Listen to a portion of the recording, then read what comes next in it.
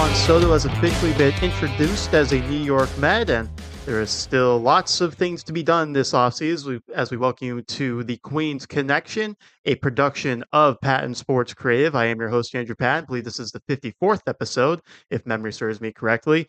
And we are joined by the co-host, Corne Hogeveen. Corne, um, a little bit quiet right now, just more some rumors and whatnot, which we will discuss, but some interesting rumors to talk about. Yeah, definitely. Quiet.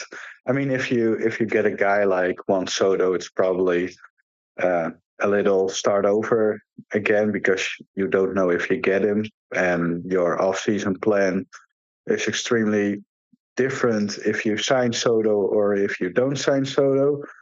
So I think it's a little bit status quo. The Mets have Juan Soto right now, and now they're gonna figure out how they're gonna get their 2025 roster set.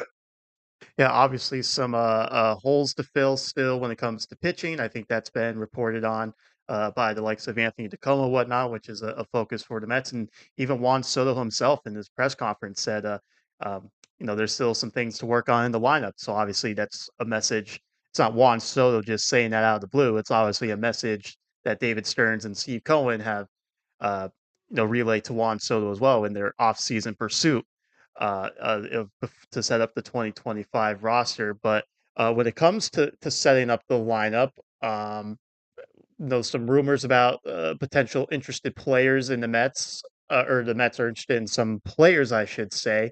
Um, Mostly on the corners right now, and obviously, I think that's the spot that people look at where the Mets could either improve their lineup or bring back guys for that lineup. Let's start on the third base side of things because the Rockies, well, the Rockies are still paying Nolan Arenado, but Nolan Arenado is looking to be moved by the Cardinals, and he has a no trade and whatnot. So there's, I believe he submitted 6 teams. He said he would waive his no trade for. One of them is the New York Mets, and that's been speculated a little bit if that's an avenue the Mets want to pursue or not. I believe there's a news station down in Houston that is reporting that the Mets have some interest in Alex Bregman. There's also Steve Cohen saying on the first base side of things that the Mets are still keeping in contact with Pete Alonso's representations, and obviously you would imagine that because Pete Alonso is represented by the same guy that just negotiated a $765 million contract for Juan Soto. So there's a couple guys there, or a couple avenues the Mets could go down to look to add some power to their lineup and whatnot. And I think when Juan Soto signed, I thought Pete Alonso was probably not going to be a Met. I still kind of feel that way, but I'm not surprised that the owner of the New York Mets is saying that they're still talking to Pete Alonso. But the thing is, despite the Mets giving up big contract for Juan Soto and Steve Cohen being worth almost $20 billion, you can't sign everyone and have spots for them to play. So does it is it one or the other? Maybe, maybe not. I mean, we'll see. But I think really, in all likelihood, between those three players we just mentioned, Arenado, Bregman, and Alonso, the Mets only walk away with one of those guys. And now there's the question of who would you want that guy to be? And they all have their pros and cons. So I guess I'll pose the question to you of the three players we just mentioned, which one do you think best fits the Mets? And which one do you think is more likely to be a Met? So I guess it's really two questions I'm asking you. And then I'll let you go first, and then I'll share my thoughts. Honestly, I think it's probably the same player. I think the best fit, in my opinion, and maybe it's gonna shock people, but I think it's Alex Bregman. I think it's because mainly of the glove Alex Bregman provides. I think Nolan Arenado is a little bit older. Is a guy who's been in a steep decline in recent years, and also cost prospects. Uh, Alex Bregman is just a free agent. It's gonna be a hefty price tag. But the same can be said for Pete Alonso. I think Alex Bregman. I think right now Pete Alonso is the slightly better hitter, but that's mainly because of the power. And I've said numerous times on this podcast. I think Pete Alonso isn't necessarily going to age tremendously. You can say that for Bregman, but I think two things is a plus for Bregman. One is the glove. He's a very, very good defensive third baseman. And one is his ability to still make contact. And Pete Alonso, we know if the power is gone, he is gone. He doesn't provide much defense. He doesn't provide that contact skill. We know that. We know Pete Alonso well enough. Um, so if you look, for example, at baseball reference wins above replacement, mostly because I mean Bregman is a solid hitter. He's an above average hitter. But both him and Pete Alonso didn't have their best contract years. So for both of them, it's kind of like not the best year to go into free agency. They're still gonna get paid, and I think rightfully so. Um, but still, even in a bad year, Bregman got a 4.1 baseball reference WAR, so B WAR, which is pretty dang good. And I think if you look at Pete's B WAR, it's probably like 2.5, 2.8. So there's a difference there. Besides that, Bregman doesn't have the slugging percentage Pete has. Um, and plus that, I think Bregman brings a little bit more to the table than Pete does. The power of Pete is pretty elite, but like I said, I think there's more risk with Pete. And I also believe that Stearns really, loves defense. And if you have Lindor and Bregman on that left side of the infield, that's a pretty good defensive infield behind a pitching staff that maybe has his question marks, a pitching staff that likes ground ball rates. Stearns has done a lot of things with pitchers getting ground balls, so I think that's a better fit. Um, all in all, that's my conclusion. My head says Bregman, my heart says Pete. That's a little bit of a different story as a Mets fan. I like to keep the homegrown players, so I think a lot of Mets fans have that. So that if the Mets end up with Pete, I would be very happy. But if I look closely to what I think will age better, that's Alex Bregman. Yeah, I think that's all fair. I think a lot of people feel the same way when it comes. Well, maybe not feel the same way as you. I should rephrase that, but I think a lot of people want Alonso back because of the homegrown aspect. And look, when you develop homegrown players and they produce at the level Alonso has throughout his career, you want to keep those guys, and rightfully so. I mean, I know when the Jeff McNeil got that contract extension, and the people initially at that time were happy about it because Jeff McNeil was a homegrown player coming off a batting title. They bought out the remaining few arbitration years he had and some of the free agency. Now, obviously, that it has not aged well. Um, but at the time, I think a lot of people were happy about that, and I totally get it. When you have something, you want to keep it because you work hard to develop the player to where he's at, and you want to reap the benefits for as long as you can. Now, with that being said, um, I think you make a great point in that Alonso's probably not going to age as well because we already know he's a below average defender. I know some people want to come to Alonso's defense and say, well, he's not as bad as a fielder as people make him out to be or whatnot. And when it comes to scooping ground balls, he's a really good scooper, but those ground balls to first base, he goes to second, he airmails those or does not make great throws. So in that aspect, no, Alonso is a below average defender compared to like on the other side of the infield with Alex Bregman, who's a pretty good defender. And even though Arenado, his defense has been maybe reported on a decline or the perception has declined, he was still outs above average. He was still, he had 10 outs above average. That was 95th percentile on Baseball Savant. So still some good defense there. I personally don't have too much interest in Nolan Arenado from what you said about giving up the prospects. And look, I think the Cardinals are going to have to eat some money to move him because the Cardinals are in a really tough situation because he says these are the 6 teams I'll go to.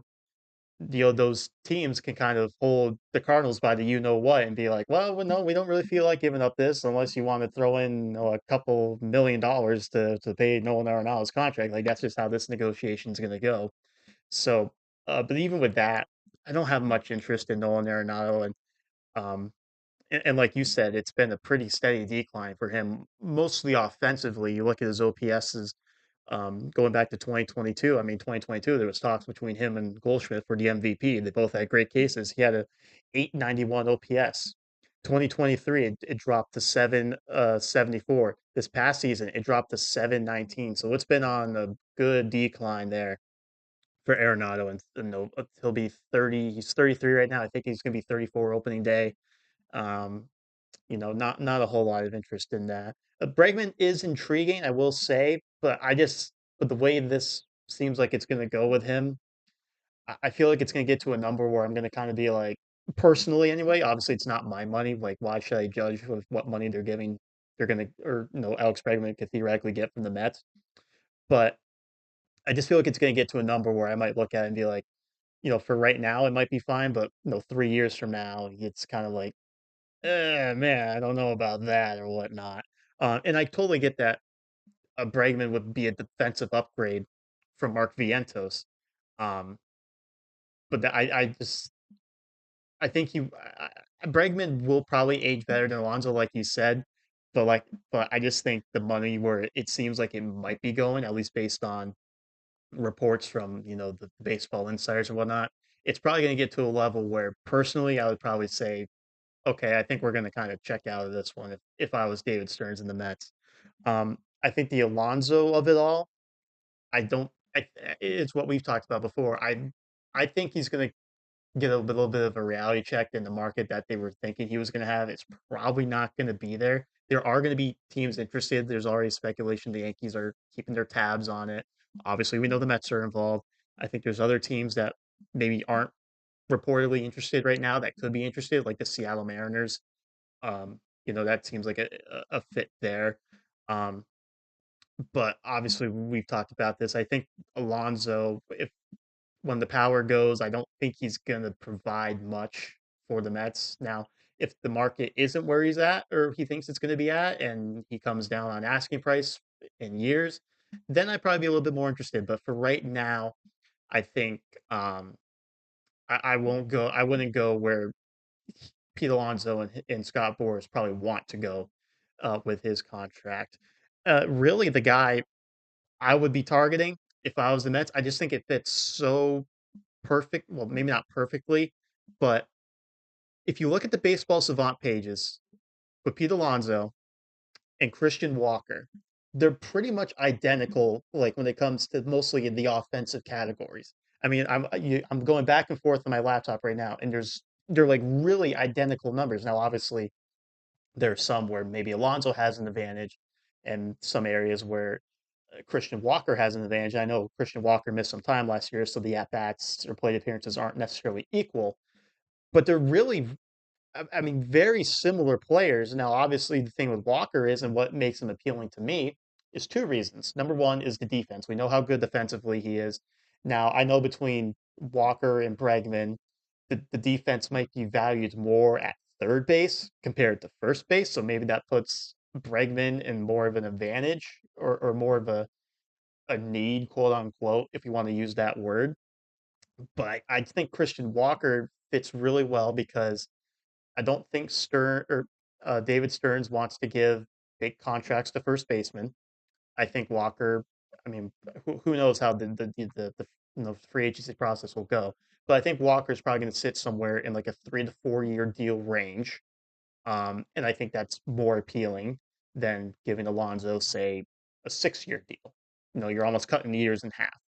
The price might be the same money wise. Who knows? Um, so if that's the case, I would probably rather take the better defender at half the cost. So it's funny because we talked about who between the three of Arenado, Bregman, no Alonso do you want? Really, the guy I want, I'm going to throw the mystery guy or the mystery bag guy, and I want Christian Walker between those guys. So I know you kind of participate more in the exercise than I did, but I'm the host. I can do whatever I want. Um, but I guess like Christian Walker is really the guy I want. But to go back to the three guys we had talked about, I guess Bregman is would probably be the second guy I would want. Christian Walker, mainly because of his age, he doesn't get a Alonso type length deal. So that's definitely part of what Stearns likes. He was really good over the last 3 years, I guess. A little bit of a late bloomer. That's why he's a little bit older when he hits free agency. But definitely a good first baseman to have. And yeah, if we were able to add this one in the original piece, he was definitely high on my list. But yeah, it's a logical. It's a logical. I think Christian Walker is more a Stearns type deal than Pete Alonso is.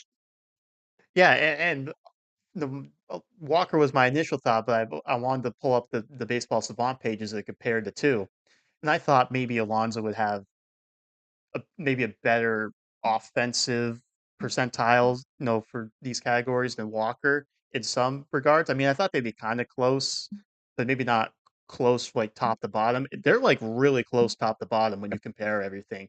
And if you add the defense that Christian Walker has flashed in his time in the big leagues, plus the age. I know, like older player, whatever, but like I said, you get that guy at half the cost and half the years.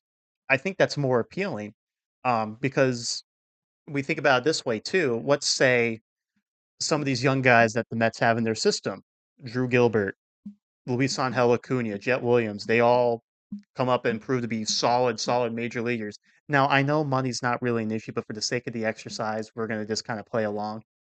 What happens when those guys are, getting close to hitting their free agency and you're still paying Pete Alonso $25 million theoretically?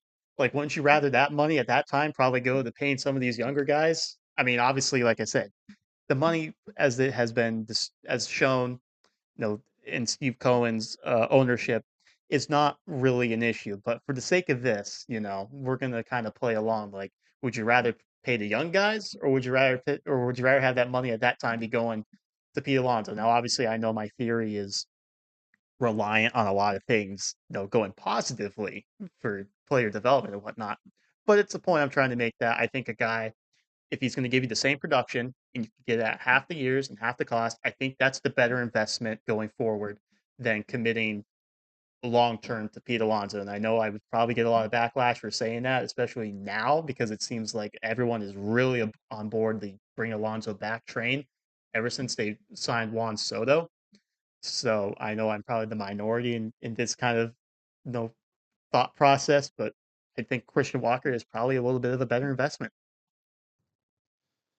So that's just my opinion on Christian Walker, but there's been some other Mets rumors going around more related to pitching. Obviously, I think the last time we talked at the winter when it was the winter meetings, there was the Mets are interested in Pavetta. They're checking in with Manaea, Bueller, Jack Flaherty. I think as John Heyman said, the Mets were actually going to meet with Nick Pavetta's agency at the winter meetings. Haven't heard much about that afterwards, but there's been a big rumor late uh, involving one of the Seattle Mariners pitchers, Luis Castillo. It's kind of a similar situation to Nolan Arenado when it comes to contract length and whatnot. I think he's got 3 years left on his deal. Is generating some trade interest in the Mets. How reportedly one of the teams that reached out to him. That's via Ken Rosenthal.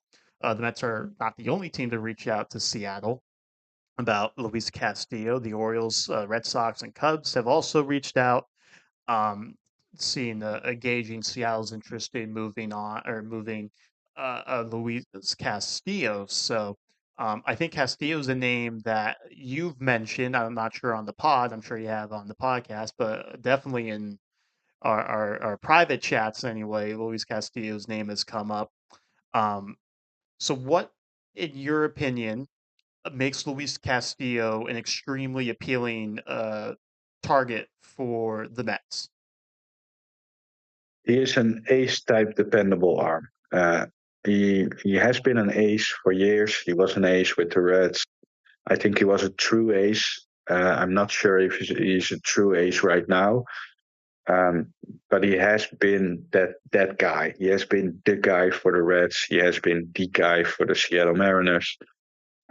He's been dependable. He has thrown innings. I've always been a fan of Luis Castillo, at least the pitcher, maybe not the hitter, but at least the pitcher. I think he's been a very good arm for years, and even last year it was a down year. He was pretty decent. I would definitely get a get his stats on the Mets with the innings he throws, and I would be very pleased with it. Yes, 3 years, 72.5 million left on his contract with a vesting option for 2028. So that's a steep price, which I think works in the Mets' favor because the Mets are able to pay that off and keep the prospect cost low to give up.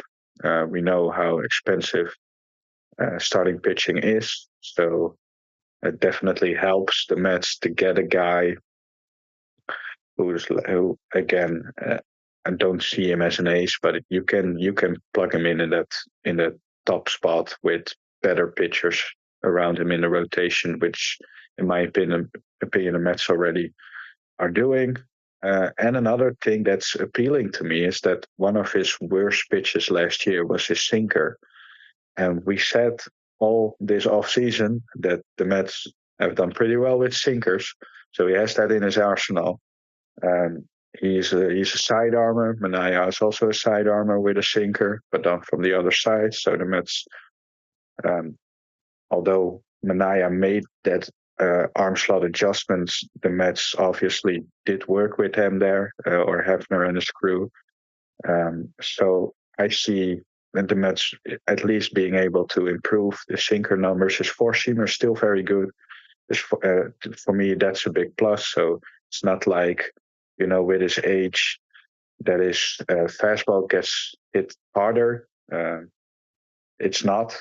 He's still very high in run value. Also, if you look at the expected numbers against the four seamer, it's all very good. The slider is very good. I always saw Luis Castillo as a good changeup guy, but his changeup wasn't that successful. So he's using that less and less. The four seamer and the slider are his main pitches right now, and they are still very, very good. So dependability, uh, taking the ball every fifth or sixth day, depending on what the Mets are going to do. I bet it's the sixth day.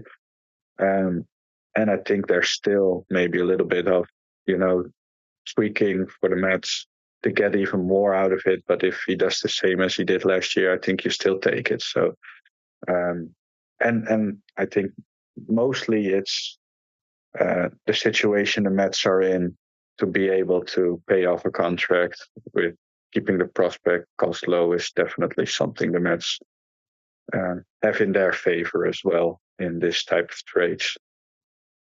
Yeah, I'm very intrigued by the possibility of getting Luis Castillo on this pitching staff. Last year, a 3.64 ERA, not bad. No, not, it's a solid ERA. The year before, I mean, if you care about win-loss record, I mean, get out of your rocking chair, grandpa. It doesn't really not matter that much anymore. But he did go 14-9, a 3.34 ERA, a 1.09 WHIP.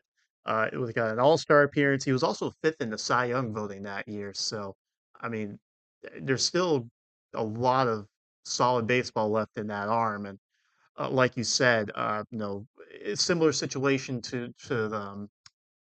the Cardinals, where with Arenado, they um, they're looking to move some money around, move that contract off and whatnot.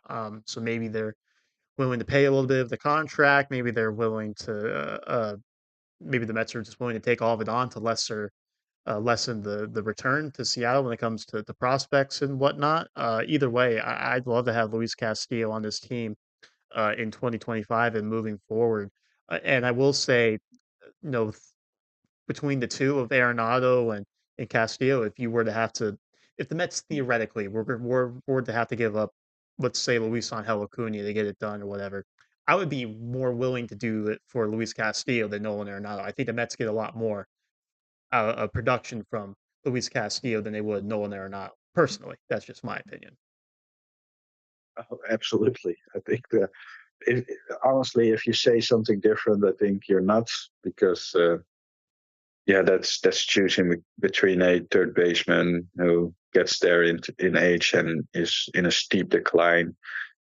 Castillo is also in a decline, but he's still very serviceable, especially if you look at starting pitching in recent years, especially with the money starting pitching cost for what he owes. It's a lot. Maybe it's maybe a little bit more he would get on a free agent market. I get that, but he's still uh, he has been a very dependable arm, and throwing innings like he has done, taking the ball almost every day, uh, is valuable. We saw uh, starting pitchers who maybe aren't that good get a nice contract just because they throw innings. And Luis, not, and that's not me saying that Luis Castillo is a just innings guy. He's a very still a very good arm. So, but just to show that starting pitching is expensive and very valuable, and I much rather have Luis Castillo um, being the trade than Nolan Arenado. Like you said about Nolan Arenado, I'm not really interested in Nolan Arenado. I hope the Mets don't get him. I don't think it will happen too, honestly. But Luis Castillo is a guy I would trade some minor league assets for, and I don't think like I said, I don't think it needs to be that much as well. Yeah, like we said there about the innings, the one word that comes to mind when you look at Luis Castillo's major league career is consistency. He usually, I mean, you can expect to get 30 to 32 starts a year from him for that kind of similar innings range of 170 to 185, whatever. Um, so just having a dependable arm in there that's going to take the ball every, I guess in this scenario, every fifth day for the Mets, figuring or sixth day, I guess, with the 6 man rotation that David Stearns basically confirmed when he talked to the media in Dallas at the winter meetings. But that's definitely, I would definitely really like that a pickup for the New York Mets. So we'll kind of do a little bit of a similar exercise here when it comes to the pitchers that we just did with the hitters. And I promise this time I'm not going to throw in a fourth name for just my sake, Um, but let's go between Sean Manaea, Luis Castillo, and Walker Bueller. I'll ask the same two questions. Which one is the better fit for the Mets right now? But which one would you want the Mets to have on their pitching staff in 2025? Damn, that's a tough question because I do believe, unlike with the Pete Bregman stuff, I think you had maybe less perfect fits, but I think all of these three guys are very good fits for the Mets. I would say I think for the dependability and also the track record, I would go Luis Castillo. Although I think Walker Buehler is a very close second. I love Sean Manaea, but I think um, we have seen just the one great year from Sean Manaea, and I think we also know that when pitchers adjust, hitters adjust. So we have to see how hitters readjust to his lower arm slot and if it's sustainable for him. And also, he's gonna get a big payday. I think he's gonna get more than what Luis Castillo gets in his next 3, maybe 4 years, depending on. I think Shamanaya will go above 5. I think it will be around 5 year, $100 million, in my opinion, maybe even more, probably more, by the way, maybe 510, and that's a steep price for a guy who's gonna be 33 if my memory serves me right. Um, so I think for the dependability, I think the Mets for the fit right now, I think the Mets need a dependable A-type arm, and I can't say that Walker Buehler is that right now because we just don't know. We saw the potential in Walker Buehler, but we haven't seen the dependability in Walker Buehler. Yeah, I kind of agree with you. Uh, I think especially after the contract that Max Fried got from the New York Yankees, 8 years. There's no opt outs, none of that stuff. And he is Fried was third. He's 31 or is going to be 31. Um, Mania will be 33 on February 1st, so his opening day age will be 33. And I agree. I basically with the point I was trying to make out with Max Fried in 8 years. I think Mania can get a 5 year contract now. I really do. And I like Mania. I don't know if I like Mania for the next 5 years. Uh, so I think maybe the Walker Bueller route is probably a better one. I'm very intrigued with Luis Castillo, and I think um, if the Mets were to get Castillo, I would like the point that you were trying to make. He has ace like stuff, but he's not an ace pitcher at this point in his career like he was early with Cincinnati, and even the first maybe year or two he was with Seattle. I think, and you can correct me if you don't agree with this or whatnot. I'm trying to know, keep people's expectations more reasonable for a guy like Luis Castillo. He's probably kind of like what Severino was last year. Like he's solid, has really, really good potential. Like it has really, really good stuff, but he's probably going to be like a mid to high three ERA guy, which is totally fine. Like no, that's nothing to scoff at. Um, but that if people are expecting him to come in and pitch to like a sub 2.5 ERA. I think that's a little ridiculous. But Luis Castillo would be a very solid addition for the Mets. That's probably, like you said, the more reliable arm, the one that you don't worry about, putting your chips in, um, for and looking to get the results out of it. So I think Castillo, I would agree, is probably the direction I would go in with Walker Bueller being second on that list. Um, and I think, and I love what David Stearns too. We don't have to spend too much time on this. I know you sent this to me to kind of when Stearns' philosophy on pitching because it's so true.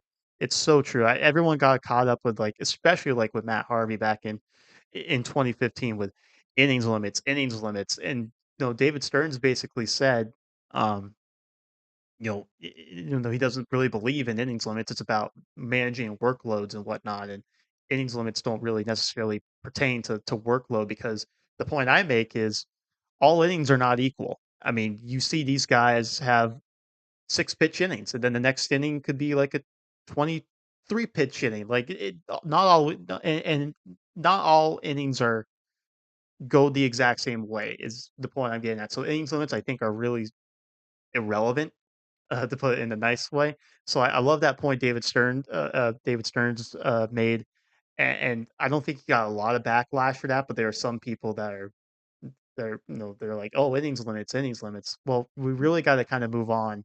Baseball needs to move on from that mindset of innings limits are how you best manage your pitchers. No, it's pitch counts are probably way more of the way to do that than innings limits, in my opinion. And it was just something. It was a topic that you mentioned to me, so I thought we'd bring it up here because I think it's a fascinating topic as we are a pitching podcast. Yeah, definitely.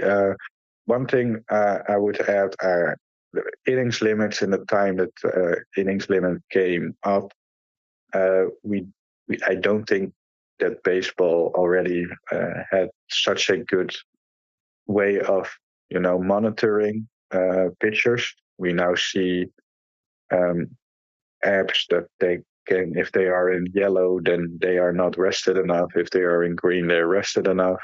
I don't think we had that in the Matt Harvey time. So innings limit came for a reason, but I think it's outdated right now. And right now or at least they know when a pitcher is good enough, and they also can see with blood work, blood test, all that kind of stuff, which goes above my head. So I'm not gonna go try to explain what they all test, but there are numerous tests which show how ready a player is, and that's the new type. Then you don't need innings limits because when you are in the green, you can pitch, and it's not. Yeah, it's not. Uh, rocket science. That's the word I was looking for. It's a great point you make. It's so the game has evolved so much from 10 years ago. So I think pitch limits are going by the wayside, which I think is going to be uh, uh, or pitch innings limits, I should say, are going by the Yeah. wayside. And I think that's just a lot more beneficial for the game of baseball moving forward. Before we wrap this up, because we're going to keep this kind of short, because there's not a whole lot to chew on at this time in free the off season, and B, my co-host wants to go to sleep as he's 6 hours ahead of us as we record this at 4:30 Eastern Standard Time in the United States, so 10:30 over there. But I think we'd be stupid not to mention the latest Mets news from last Friday, where they're going to retire David Wright's number 5 in the summer, July the 19th, against the Reds. If memory serves me correctly, I should know. I bought my ticket for the game already, um, so I will definitely definitely not missing that one for sure. So before we get out of here, obviously it's a well deserved honor. I'm going to ask you because no, this is more when you kind of jumped on. So now this history actually matters to you because it's you witnessed this time frame in Mets history. What is your favorite David Wright moment of all time? Ooh, my favorite David Wright moment. I think my favorite David Wright moment all time is when he came back from injury in Philadelphia and then hit that uh, upper level tank against, I think it was Adam Morgan, if I remember correctly. I don't know if it's his first name was correct. That lefty, that soft tossing lefty for the Phillies, and yeah, that's for me. That was the moment where there were a lot of uncertainties around David Wright with his back. A lot of uncertainties if he is going to return, and at that point, the uncertainties were squashed a bit. Unfortunately, the uncertainties eventually did come to fruition. I don't know if necessarily if that's the right word, but it became the truth. But at that moment, we didn't know that, and that for me was such a magical moment, a goosebump moment for look, our David Wright is back, and he really felt for me like our David Wright um, is back. So that for me was my favorite David Wright moment. Yeah, magical moment in what was a magical season for the New York Mets. Mine's going to be a little uh, maybe obscure. Maybe not a game people think a ton about when it comes to David Wright moments, but May 21st, 2016, or against the Milwaukee Brewers. I remember this. I was at the game. It was actually the last game I saw David Wright play before the send off game, which I mean he played 4 innings. I don't know if you really want to call that a game. So for me, it was really the last true game David Wright played that I went to Citi Field and watched, and it was in a time when he was struggling, striking out a lot, and those questions about his back were coming back up, for lack of a better word. Um, and I remember the Brewers pitcher was struggling in that ninth inning. I think it was the ninth. It was either the ninth or the 10th. I think it was the ninth inning. Um, and well, he couldn't throw a strike. Whatever. The bases were low. It was a 3-0 count. He was easily gonna he was easily gonna walk David Wright, and David Wright swung 3-0, lined it into the right center field gap to drive in, I believe, Eric Campbell, who was on third base, to win the game, beat the Brewers 5-4. And I remember because I was sitting field level first base side. Cespedes was the first one out there to mob him with the sunflower seeds and all that stuff. And it was the last hit I saw David Wright get in a major league game. That just occurred to me. So that's probably my all-time favorite David Wright moment right there. Yeah, it's a good one. That's probably an obscure one. You can say the walk off hit against Mariano Rivera. Obviously, that was before my time. So, like you mentioned, that's history I don't care about, as you always say, because I wasn't a Pre fan back then. 2007 Mets he doesn't care about. Yeah, exactly. So, yeah, that could be true. I also remember that home run derby, which he didn't do great in 2013 Yeah. at Citi Field, which um, obviously, the send-off game is also a emotional moment. David Wright is probably the guy that made me cry the most as a Mets fan, and I think that's fair to say. The World Series home run, I cried. The fist bump at first base after that big go-ahead hit against the Dodgers Mm. in the Game one. NLDS. Game one. Yes, Yeah. was one where I shed a tear. Obviously, the stand-up game is one where I shed a tear. So so well deserved. Happy. Like I said, David Wright was the first true Mets Hall of Fame. I think even if he stayed healthy, he could have been MLB Hall of Fame type player I watched on a daily basis as a Mets fan. Yeah, it's a shame that his career was cut short. He was definitely headed for Cooperstown, and maybe there's still a chance he gets in. I know he's going to be on the ballot again this year. He got above the 5% last year, um, but it probably won't get voted in by the writers. It would have to be kind of like how most recently Dave Parker and Dick Allen got voted in, like a veterans committee kind of things. Which obviously, if David Wright got in, I'd be over the moon.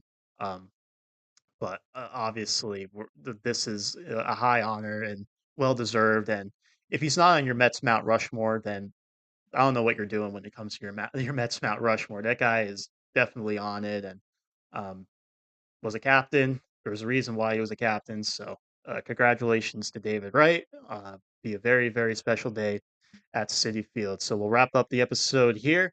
We thank you for listening, and we thank Mr. Corne Hogeveen for joining us and staying awake. And um, maybe I'm not sure if we'll do one before Christmas or not. So if we don't, I'll say Merry Christmas to you and all our listeners, and Happy Hanukkah if people celebrate Hanukkah as well. Good job, Andrew. Yeah, Merry Christmas. I don't know if we. I don't know the Christmas days. Honestly, I don't know when it's December 25th. Yeah, You have only one Christmas day, right? yeah, yeah. Yeah, we have two. There's So Christmas Eve and Christmas Day.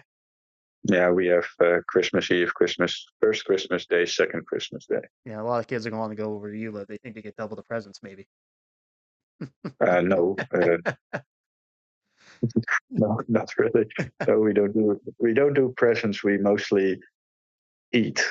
And then one day you eat with one part of your family, so my part, and then the other day you eat with Shanique's part of the family. So So it's more like Thanksgiving over there, where it's a lot more about yeah, eating, kind of, hanging out. yeah, There you go. yes, kind of, yeah, exactly. Well, there's your Dutch Christmas update here on the Queen's Connections. We'll wrap it up here. This has been a production of Patton Sports Creative. Make sure to like and follow us on social media, Facebook, Twitter. Just search the Queen's Connection. Give us a like and a follow. Also, make sure to subscribe wherever you listen, Spotify or YouTube.